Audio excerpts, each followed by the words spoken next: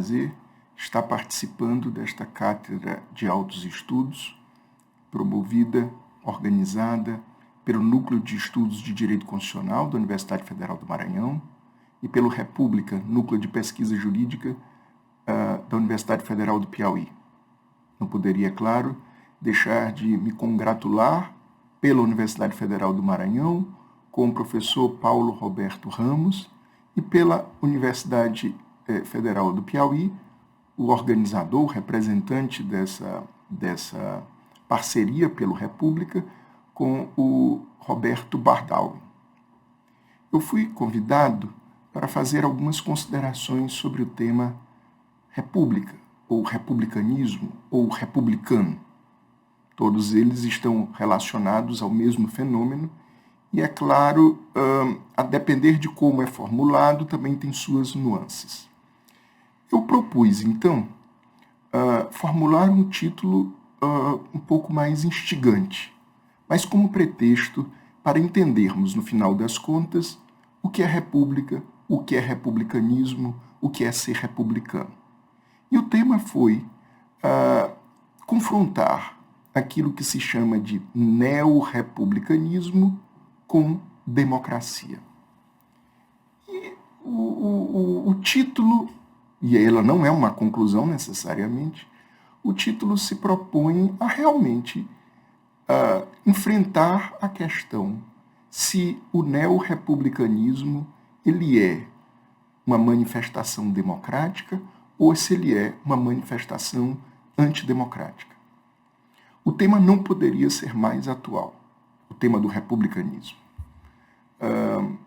E a cada dia, especialmente na última década, os senhores, é claro, devem ter percebido como este adjetivo republicano tem sido utilizado de forma recorrente. Não só o adjetivo republicano, como o fundamento republicano para medidas que não se encaixariam propriamente no quadrante democrático ou no quadrante liberal. E esta recorrência cada vez mais intensa, ela contrasta com a certa ambiguidade sobre o seu significado, com a certa vagueza do seu sentido. Estou falando em dias atuais, estou falando no uso por quem faz nos dias atuais. O que se pode extrair desta proliferação do uso republicano, ou republicanismo, ou república na última década no Brasil?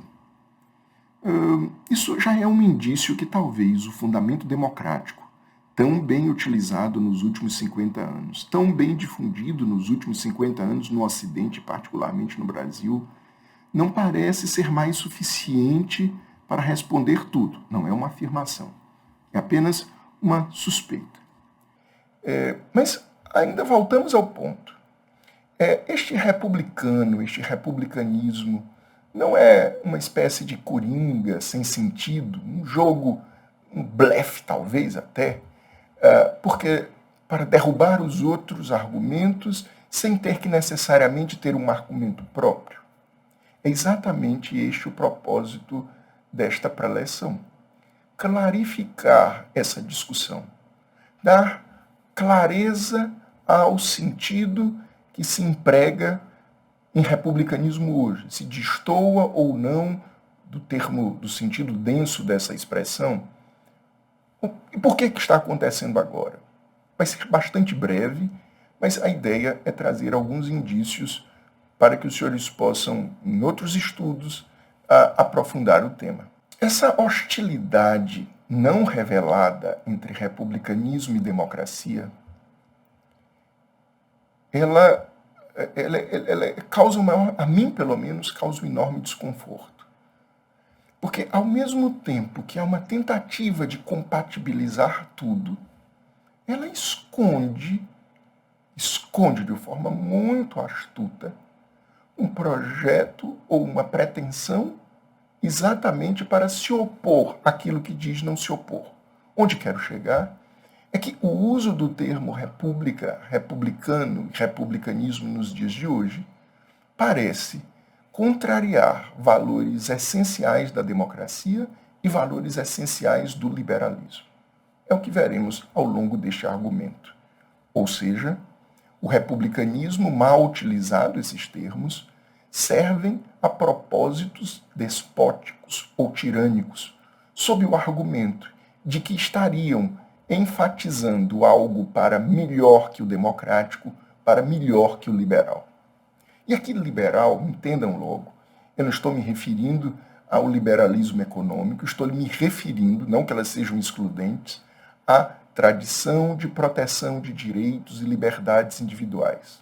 Pois bem, vamos começar uma ideia que eu estou chamando aqui de ideia ingênua sobre república e sobre republicanismo. E ela serve de mote para este uso indevido.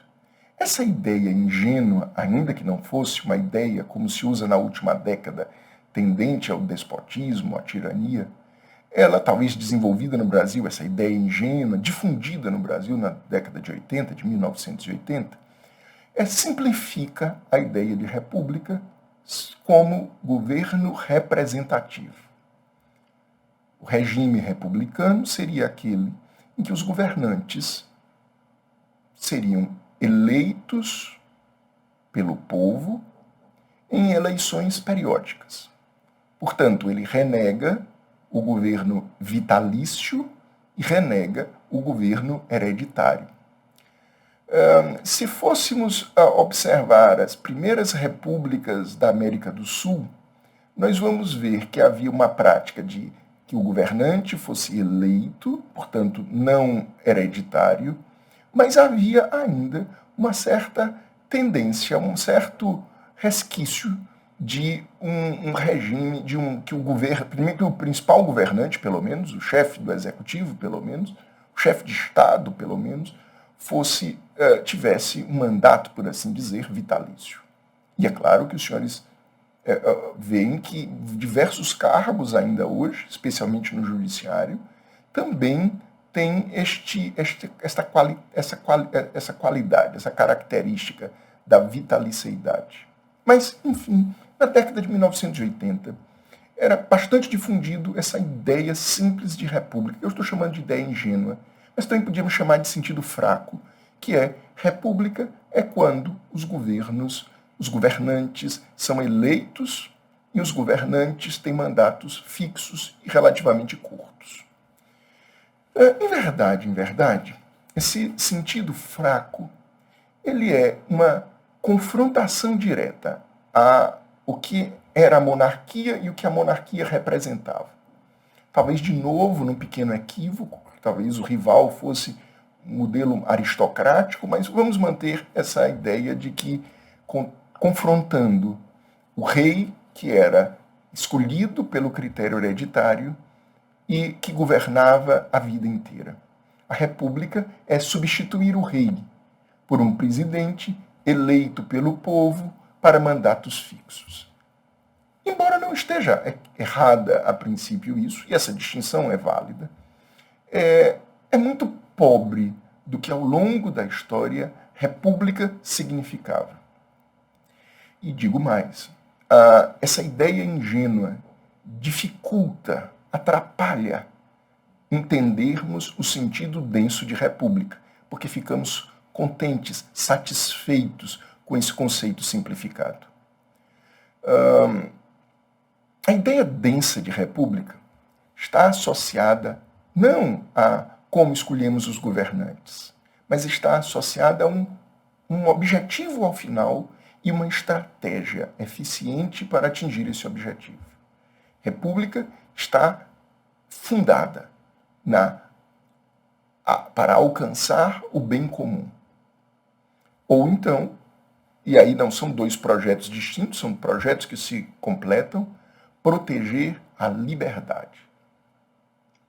Proteger a liberdade quer dizer refutar, impedir, confrontar o arbítrio, a tirania, o despotismo. Atender ao bem comum quer dizer não atender a interesses pessoais, a interesses de grupos, a interesses particulares. O interesse comum é que deve guiar a comunidade. polis, a civitas, a organização, a comunidade política. Vejam, portanto, que como escolhemos o chefe de Estado é um aspecto muito pequeno para aquilo que significa muito para a República. Mas eu lhes trouxe aqui, no sentido denso de República, apenas o projeto, a finalidade. Mas República ou republicanismo é muito mais do que isso. É uma larga experiência comprovada de estratégias que promovem a liberdade e estratégias que promovem o bem comum.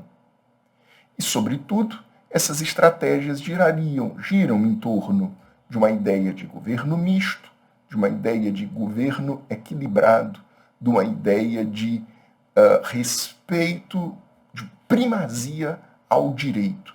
Não direito produzido pela maioria, não direito produzido pelos homens, mas um direito assentado, um direito superior, que poderia ser assentado na tradição, nos costumes, na experiência.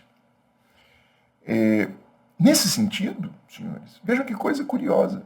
Neste sentido, uma monarquia pode ser republicana. Uma monarquia no sentido fraco, que entende que o rei, o chefe de Estado, é escolhido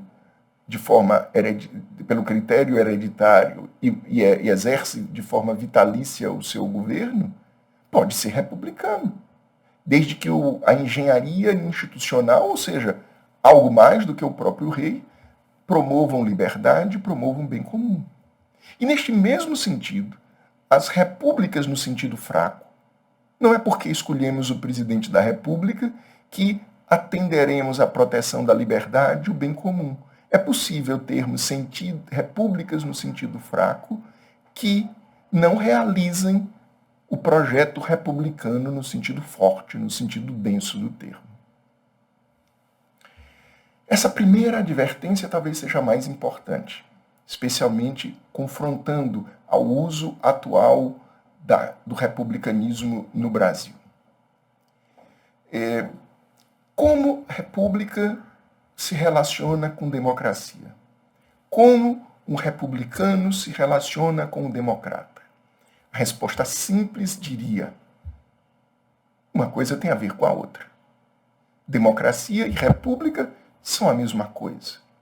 Ou para um lado ou para o outro, que a democracia é uma forma republicana mais inclusiva ainda, ou que a república é uma forma democrática mais preocupada com aquilo que se chama de vida ativa, de participação, de debates, de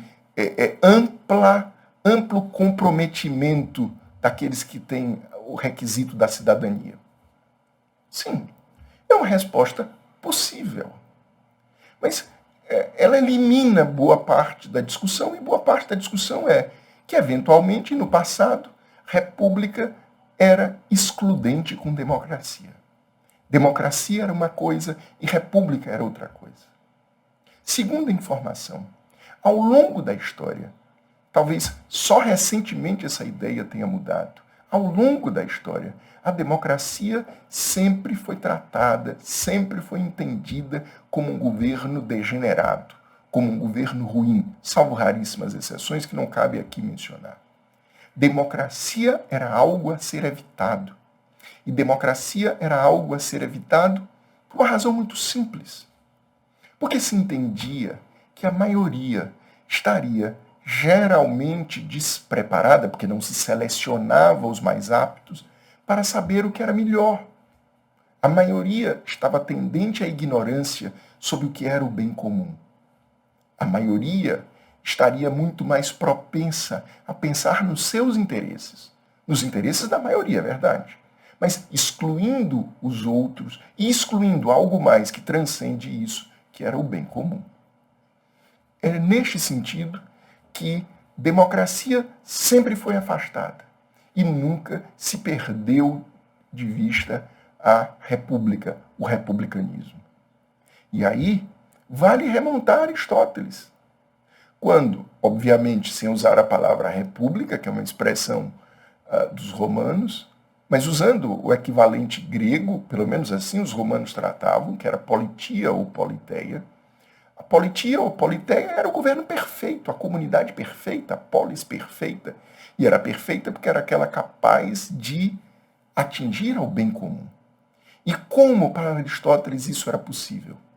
Por um governo equilibrado, por um governo de controles, em que um jogo de interesses privados, um jogo de interesses particulares, um jogo de interesses parciais se equilibravam para atingir o bem comum.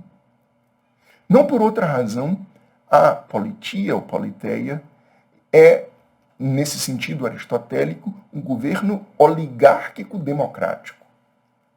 Mas percebam, ele trata dois regimes desprezíveis, dois regimes degenerados, e busca elementos desses dois para se ter um governo perfeito. Por exemplo, todos votam para eleger os magistrados, que são poucos.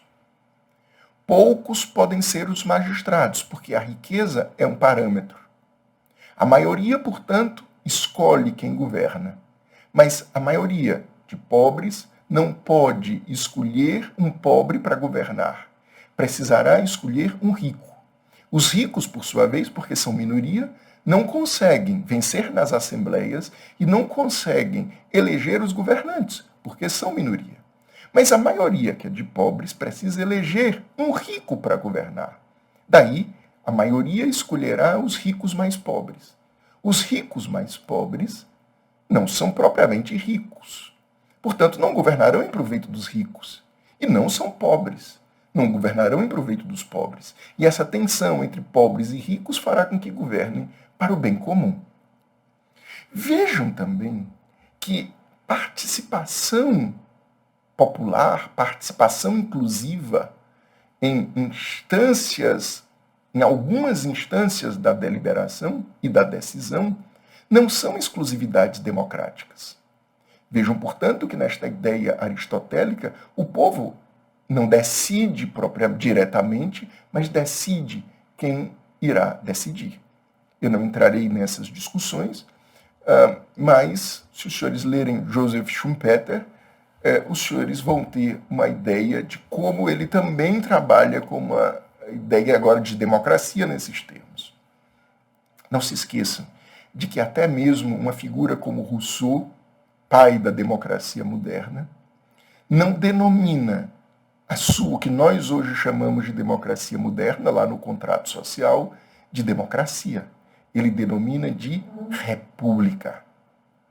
E quando ele fala de democracia, lá no final do livro, é apenas para discutir quem executará as decisões, as leis, o órgão executivo. E aí ele menciona 3 maneiras de organizar o executivo. E a democracia é meramente uma maneira de organizar o executivo e, Rousseau vai dizer, das 3, a democracia é a pior das formas. Cuidado, portanto, com o jogo de palavras.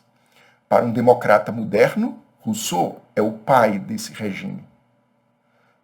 Mas ele próprio, Rousseau, não usa o vocabulário que usamos hoje.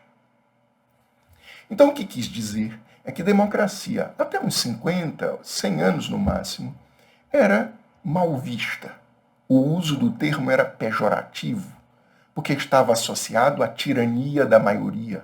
A maioria, que não é capaz de governar para o bem comum, subjuga todos aos seus interesses. Ou pior, a democracia, ou uma forma degenerada dela, é a anarquia completa, em que cada um está por si. Nem mesmo a maioria reconhece seu interesse. Cada um está por si.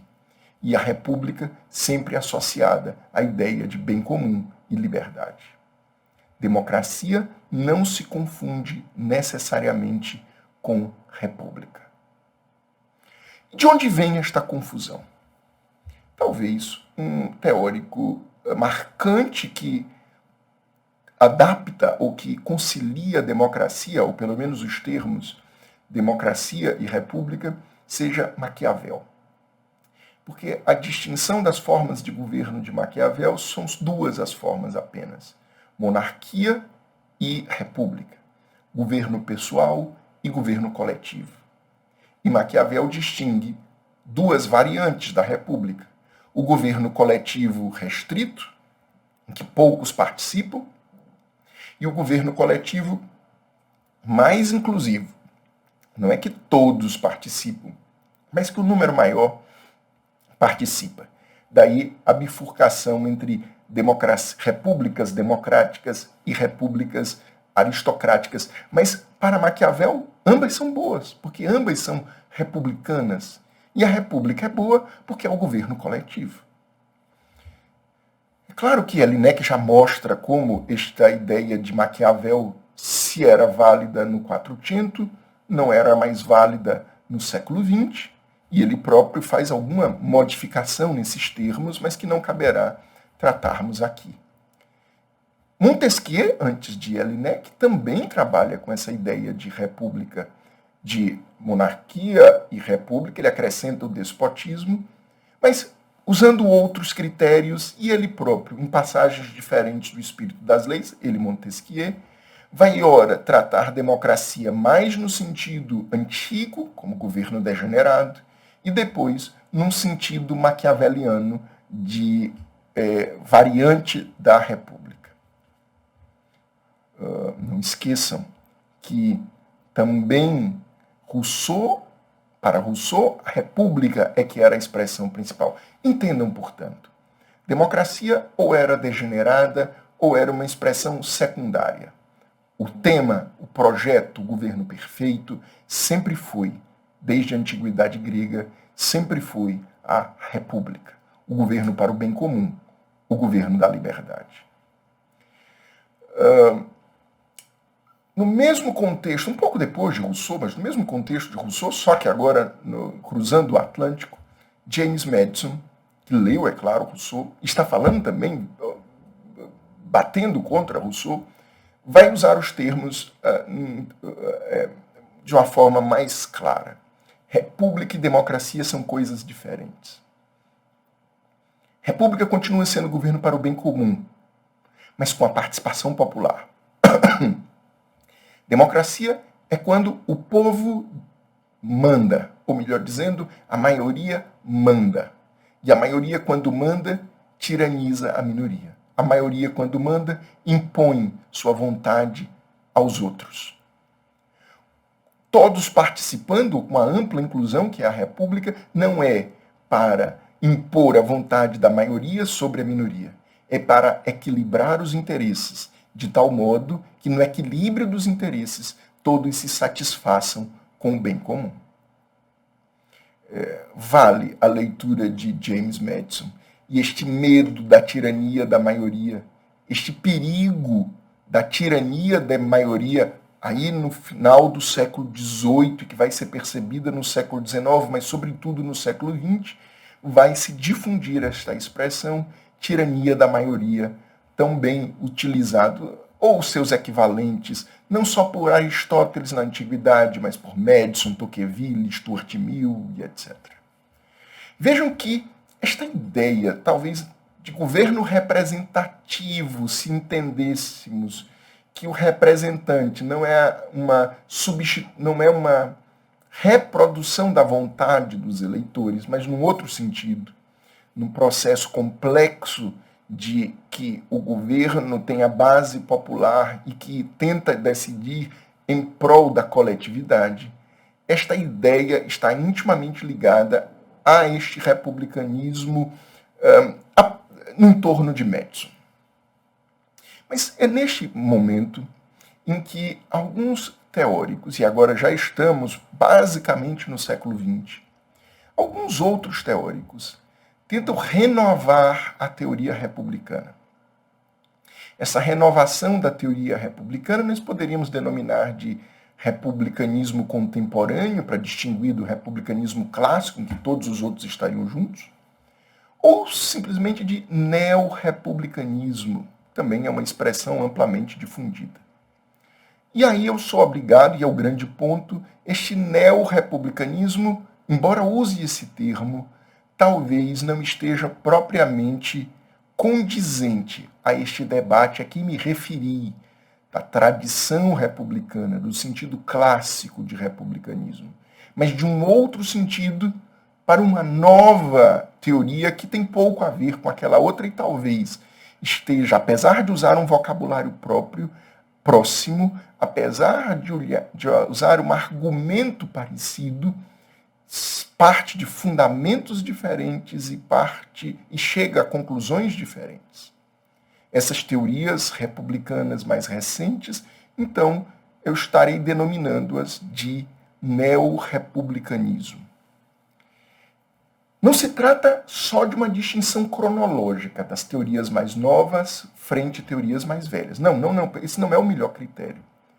Na verdade, como disse no início, esse neo-republicanismo surge, sobretudo, para rivalizar com outra teoria que havia se difundido muito na segunda metade do século XIX e na primeira metade do século XX, que era no Ocidente, que era o liberalismo. O neo-republicanismo, portanto, ela é, sobretudo, uma teoria rival do liberalismo. Mas, de alguma maneira, uma teoria rival do liberalismo que se sente, de alguma maneira, e aqui a interpretação livre é minha, envergonhada de ser democrática e envergonhada de ser simplesmente antiliberal. E é neste sentido que, para a ala de historiadores neo-republicanos, a fundação liberal da Inglaterra e dos Estados Unidos, da Inglaterra, Revolução Gloriosa e dos Estados Unidos, é um erro.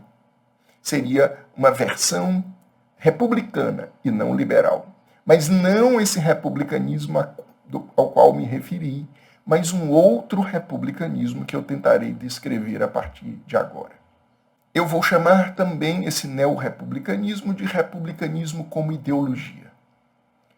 Ela, ao contrário do sentido clássico, que é o passado que comprova como chegamos ao bem comum e à proteção da liberdade, essa ideia neo-republicana é: vamos moldar o mundo para nominalmente atingirmos essas mesmas dois projetos, bem comum e liberdade. Mas agora não é mais aquela velha liberdade, é uma nova liberdade, chamada de liberdade como não dominação, ou até de liberdade neo-romana, apesar do jogo de palavras, apesar da semelhança, no fundo, é uma teoria diferente. Porque não leva a sério a ideia de bem comum, de governo equilibrado, e tanto a ideia de liberdade positiva, nem a de liberdade negativa. É possível encontrar o rastro desse neo-republicanismo em Maquiavel? Talvez. Esses historiadores dizem que sim, ou pelo menos aquele debate do Quattrocinto Florentino. Mas é sobretudo, talvez o nome síntese disso seja um sujeito chamado Philippe Petit. E há um outro também, o primeiro é um filósofo, o segundo é um jurista chamado Richard Bellamy. Não sei se são as melhores teorias republicanas, mas talvez são aquelas que tentam sintetizar o debate, ou que conseguem sintetizar a horda neo-republicana. Com essas categorias de liberdade como não dominação, etc. e tal.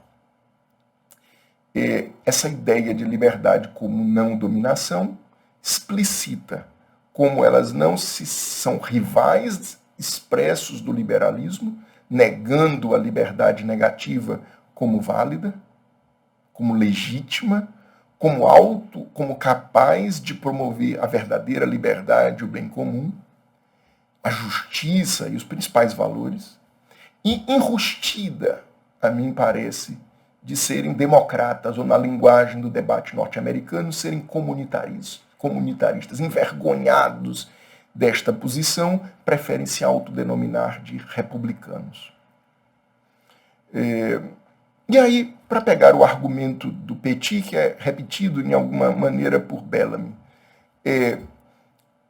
a república, esse neo-republicanismo, ele é democrático, mas nem tanto. Ele é democrático porque aceita uma ampla participação das pessoas, ele é democrático porque as decisões são tomadas pela maioria, mas, e aí vem o mais, um democrata raiz diz ampla inclusão e a maioria decide. Ponto final.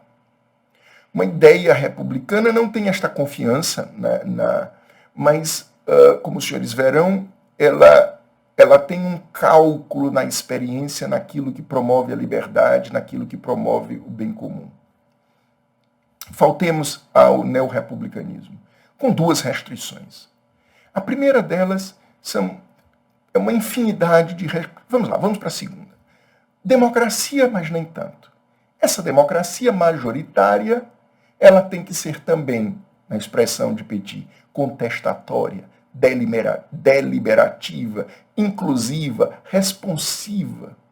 Quando colocamos todos esses elementos, o que percebemos é que ela deixa de ser majoritária. E apesar de todas essas 4 cláusulas democráticas serem boas, em teoria, eu não sei se numa engenharia institucional elas se voltam contra si, se voltam contra o próprio preceito democrático e contra o próprio preceito republicano. Se elas não servem, no final das contas, de pretexto para o governo parcial, de pretexto para formas mais sofisticadas, astutas de dominação. E as restrições constitucionais, que são modalidades de impedir que se leve à decisão popular algumas questões, ou que se limite às decisões populares algumas questões. De novo, isto é uma regra bastante válida para os liberais, mas porque tem a liberdade negativa como se proteger disso. E quando eu junto esta restrição liberal sem a liberdade negativa, eu não sei se temos o melhor desfecho. Enfim, me estendi demais, mas eu tentarei ser sintético nesta conclusão. O uso de república no Brasil nos últimos 10 anos não está nem embasado em neorrepublicanismo, nem no sentido clássico de república. Está simplesmente como um blefe, como um argumento, pegando o bom sentido da palavra republicana, para decisões não republicanas, para justificar por que não protegemos direitos, para justificar por que não devemos levar em conta as decisões da maioria ou as decisões majoritárias pelos representantes da maioria. Entre um republicanismo ideológico e um republicanismo clássico, eu tenderia a ficar com o republicanismo clássico. Porque a experiência marca isso, marca o que é bom e o que não é bom, o que serve e o que não serve. Pelo menos, essa volta da discussão sobre república e sobre republicanismo nos faz voltar a discutir que é importante a proteção da liberdade e é importante que os projetos comunitários sejam voltados para o bem comum. Este é o ponto relevante no debate sobre republicanismo nos dias atuais. Muito obrigado pela atenção e renovo os agradecimentos ao Núcleo de Estudos de Direito Constitucional da Universidade Federal do Maranhão e ao Núcleo de Estudos e ao República, Núcleo de Estudos Jurídicos da Universidade Federal do Piauí. Um abraço.